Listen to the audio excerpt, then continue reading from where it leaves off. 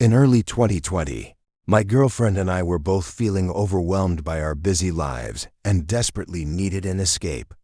We found a remote resort near the highway in the ancient town named Mole, a place where we could be together, uninterrupted. It was everything we wanted: quiet, secluded, with a rustic bungalow that made us feel like we were stepping into our own private world. The drive was filled with laughter and light-hearted moments. She leaned her head against my shoulder, and as I drove, she traced patterns on my hand. We were in our own little bubble, lost in our plans and in each other. After checking in, we spent a peaceful afternoon by the lake, talking about the future, our dreams, and everything that made us feel alive. Back in the bungalow, we unpacked, and I couldn't help but notice the large, ancient tamarind tree looming just outside the window. Something about it felt strange, but I brushed it off, focusing instead on the woman I loved, who was happily sorting through our things. Later that evening, as we got ready for dinner, she received a few calls from friends, and I found myself growing irritated. She was here, but her attention was drifting, caught up in conversations with people from her past.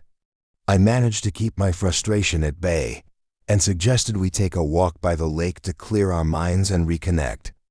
It was nearly midnight when we finally stepped outside.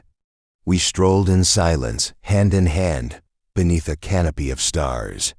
We eventually returned to the bungalow, and I watched her fall asleep with a soft smile on her face. I stayed awake, listening to her gentle breathing, feeling grateful for this moment.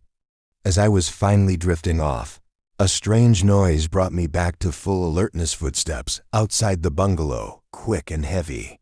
They sounded frantic, almost as if someone were running straight toward us. I sat up tense and reached out to hold her, but she didn't wake. The footsteps stopped right outside the door, and I held my breath, listening. Then, slowly, the door creaked open. The room filled with an eerie silence, and I felt something cold move into the space beside us. I froze, paralyzed by an inexplicable sense of dread. Suddenly, my girlfriend's eyes flew open, wide with terror. She looked right at me, or rather, through me, as if she saw something horrific. She opened her mouth to scream, but no sound came out.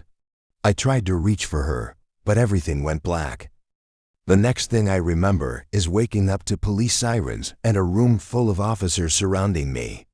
They pulled me away from her lifeless body, and I screamed, protesting, insisting that some dark force had taken her, had stolen her from me, but they wouldn't listen. They said I was the one who'd killed her. I felt a sickening wave of confusion and disbelief wash over me. At the police station, they told me they had CCTV footage from the bungalow's hallway. They showed me the video, and I watched in horror as I saw myself killing her. The footage showed me moving toward her with cold, deliberate movements, a look of rage in my eyes that I didn't recognize. I watched myself strangle her, my face twisted with a fury I couldn't comprehend. It felt like a nightmare, but the images were unmistakable. I pleaded with the officers, insisting that I had no memory of this, that something else had taken over me, something dark and ancient. But they only shook their heads, their expressions a mixture of pity and disdain. No one believed me. They said I must have snapped, that I'd let my jealousy over her old friends consume me. But I knew somewhere deep inside, I knew this wasn't my doing. I remembered the footsteps, the chill in the air, the way she'd looked past me with a terror so raw, so real. Now locked away and left to face what I've done, I am haunted by her face, her final pleading gaze. They tell me I'm suffering from a psychological disorder, that I'm disconnected from reality. But I know the truth. Something ancient, something dark had been there with us that night, and it had taken her from me. Whether it used my hands or not, I can't be sure anymore. I am trapped, left to wonder if I'm the monster, or if some malevolent force has merely pulled me into its web, a pawn in a horror I'll never understand. Even in my dreams, I hear the footsteps, feel the cold, and see the tamarind tree outside my window. And each night, I reach out to hold her, to bring her back. But all that remains is the haunting silence and the memories of the love that was stolen from me by something I cannot name.